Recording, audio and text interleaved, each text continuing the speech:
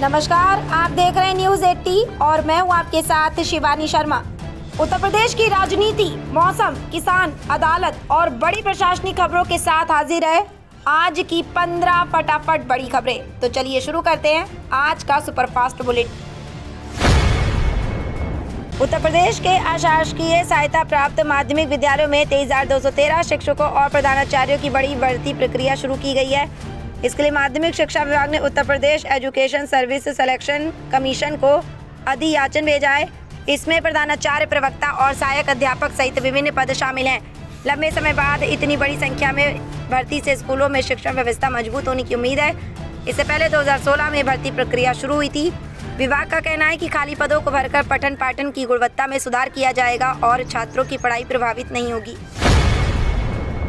योगी आदित्यनाथ ने वर्ष 2047 तक उत्तर प्रदेश को विकसित और आत्मनिर्भर राज्य बनाने के लिए यूपी मॉडल 2047 पेश किया। ये मॉडल अर्थ शक्ति, सृजन शक्ति और जीवन शक्ति पर आधारित है। सरकार का लक्ष्य समावेशी विकास, आधुनिक इंफ्रास्ट्रक्चर और युवा सशक्तिकरण के जरिए यूपी को देश की सबसे बड़ी अर्थव्यवस्था बनाना है। राज्य की GSDP 30.25 लाख करोड़ रुपए पार कर चुकी है। एक्सप्रेसवे, एयरपोर्ट, डिफेंस कॉरिडोर और डिजिटल इकोनॉमी को बढ़ावा दिया जा रहा है। साथ ही शिक्षा, स्वास्थ्य, सुरक्षा और कौशल विकास पर विशेष ध्यान देकर रोजगार और निवेश के नए अवसर तैयार किए जा रहे हैं। योगी आदित्यनाथ सरकार ने मुख्यमंत्री युवा उद्यमी योजना के तहत लोन प्रक्रिया में बड़ा बदलाव किया है। अब केवल उन्हीं युवाओं को बिना ब्याज और गारंटी के ऋण मिलेगा जो विस्तृत परियोजना रिपोर्ट जमा करेंगे। MSME विभाग ने युवाओं की मदद के लिए विशेषज्ञों को जोड़ा है जो उद्यम से जुड़ी जानकारी और मार्गदर्शन देंगे। योजना के तहत 5 लाख रुपए तक का ऋण उपलब्ध है। साथ ही भौतिक सत्यापन भी शुरू किया गया है। युवाओं को 400 ऑनलाइन बिजनेस आइडिया दिए गए हैं। अब तक 1.59 लाख से अधिक युवाओं को इस योजना का लाभ मिल चुका है। गंगा एक्सप्रेसवे पर अब मुफ्त सफर समाप्त हो गया है। अडानी इंफ्रास्ट्रक्चर ने गुरुवार रात 12 बजे टोल टैक्स वसूली शुरू कर दी है, जबकि IRB इंफ्रास्ट्रक्चर शुक्रवार रात से टोल वसूली की।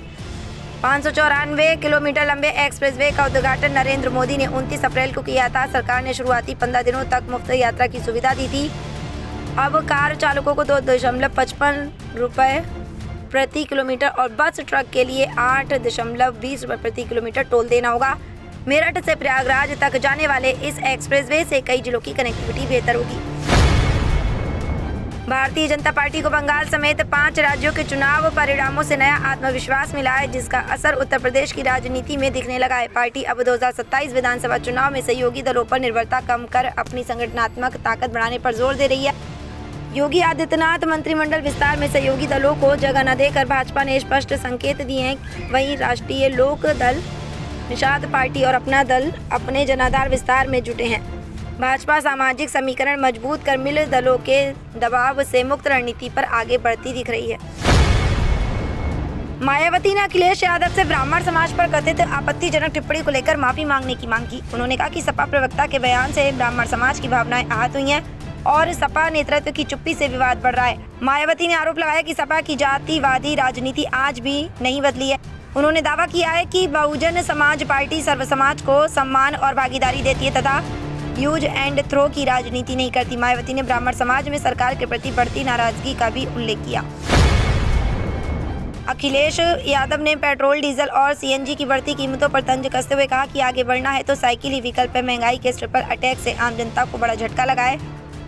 लखनऊ में पेट्रोल 2.84 रुपये और डीजल 3.1 रुपये महंगा हो गया है। नई दरों के अनुसार पेट्रोल 97.55 रुपये और डीजल 90.82 रुपये प्रति लीटर बिक रहा है। वहीं CNG की कीमत भी बढ़कर 98 रुपये प्रति किलो पहुंच गई है। दिल्ली में CNG अब 70.9 रुपये प्रति किलो हो गई है। अखिलेश यादव के छोटे भाई प्रतीक यादव का अंतिम संस्कार लखनऊ के वैसा कुंड स्थित बैकुंठ धाम में किया गया। इस दौरान ब्रजेश पाठक शमशान घाट पहुंचे और उन्होंने अखिलेश यादव की पीठ पर हाथ रखकर उन्हें सांत्वना दी। सत्ता और विपक्ष के इस भावुक दृश्य का वीडियो सोशल मीडिया पर वायरल हो गया, जिसे लोगों ने राजनीति से ऊपर मानवीय संवेदना का उदाहरण बताया। कई यूजर्स ने इसे असलियत यही है कहते हुए भावनात्मक पल करार दिया। बाद में ब्रजेश पाठक ने शोक व्यक्त करते हुए परिजनों के प्रति संवेदना भी साझा की। योगी आदित्यनाथ सरकार ने उत्तर प्रदेश में 4 प्रमुख लिंक एक्सप्रेसवे परियोजना की धीमी भूमि अधिग्रहण प्रक्रिया पर सख्ती बढ़ा दी है। जेवर link expressway, Farrukhabad link, Agra Lucknow Purvanchal link और झांसी लिंक एक्सप्रेसवे में अब तक अपेक्षित प्रगति नहीं हुई है। कुल 3,678 हेक्टेयर में से केवल 491 हेक्टेयर भूमि की अधिकृत हो सकी है। सरकार ने स्टेट ट्रांसफॉर्मेशन कमीशन को मॉनिटरिंग की जिम्मेदारी दी है और किसानों से संवाद के जरिए प्रक्रिया तेज करने के निर्देश दिए हैं। इन परियोजनाओं के पूरा होने पर प्रदेश का एक्सप्रेसवे नेटवर्क और मजबूत होकर औद्योगिक विकास को गति देगा। योगी आदित्यनाथ की हाल ही में दिल्ली यात्रा के बाद भारतीय जनता पार्टी के भीतर उत्तर प्रदेश कैबिनेट में बड़े फेरबदल की अटकलें तेज हो गई हैं। माना जा रहा है कि 2027 विधानसभा चुनाव से पहले विभागों में व्यापक बदलाव और सर्जरी हो सकती है।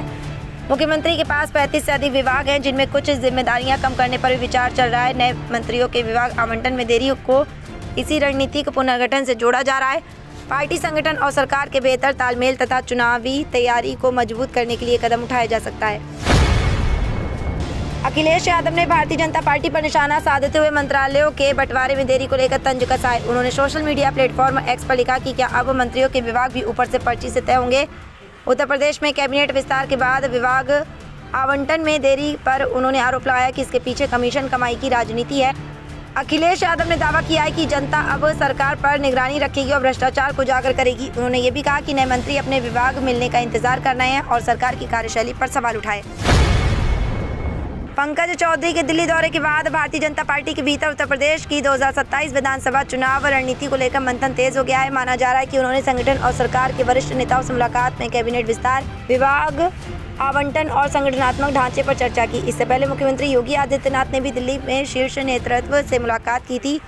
पार्टी बूथ और मंडल स्तर पर संगठन को मजबूत करने, कमजोर बूथों की पहचान कर सुधार करने और बूथ जीता तो चुनाव जीता के मंत्र पर काम कर रही है। नेशनल टेस्टिंग एजेंसी ने नीट यूजी 2026 की नई तारीख घोषित कर दी है।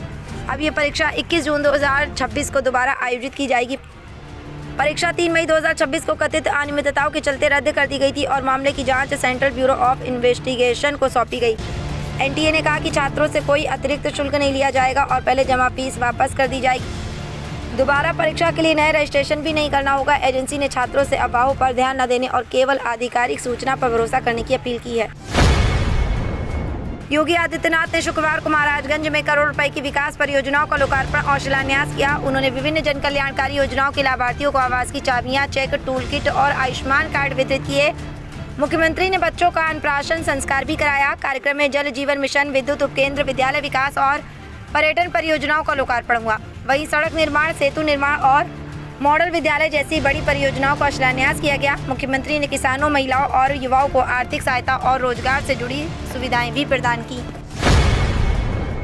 और 16 मई 2026 को पश्चिमी उत्तर प्रदेश में मौसम बेहद गर्म रहने की संभावना है। मेरठ, सहारनपुर, मुजफ्फरनगर, बागपत, गाजियाबाद, हापुड़, अलीगढ़ और आगरा जैसे शहरों में अधिकतम तापमान 42 डिग्री सेल्सियस से 45 डिग्री सेल्सियस तक पहुंच सकता है। दिन के समय तेज धूप और लू चलने के आसार हैं, जिससे गर्मी का असर ज़्यादा महसूस होगा। कुछ क्षेत्रों में दोपहर बाद हल्की बादलवाई और गरज चमक के साथ स्थानीय बारिश या धूल भरी आंधी भी आ सकती है। मौसम में अचानक बदलाव संभव है, इसलिए लोगों को हाइड्रेशन बनाए रखने और धूप में बाहर निकलने से बचने की सलाह दी जाती है। कुल मिलाकर दिन कठिन और गर्म रहेगा।